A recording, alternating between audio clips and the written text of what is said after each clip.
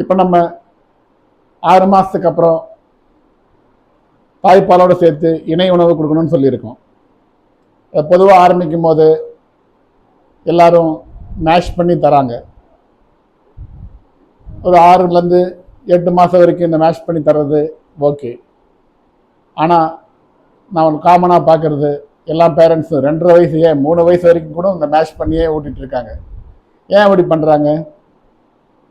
அவங்களுக்கு தேவையான அளவு, அவங்களுக்கு தேவையான food particles R materials like இப்போ சாப்பாடோட சாம்பார், காய்கறி, கீரை, ஈவன் நான்வெஜ், முட்டை, வெஜிடபிள்ஸ் எல்லாத்தையும் மேஷ் பண்ணி வேகமாக ஒரு 10 to 15 மினிட்ஸ்க்குள்ளே குழந்தைய வாயில் ஸ்பூனை வச்சு வேகமாக கொடுக்கறது அவங்களுக்கு பழகி போச்சு. இதுவே நம்ம கையால் பிசைஞ்சு ஊட்டினா லேட்டாக ஆகுது, இந்த அளவுக்கு குழந்தையால் சாப்பிட முடியல. இது நல்லதா? இல்லை.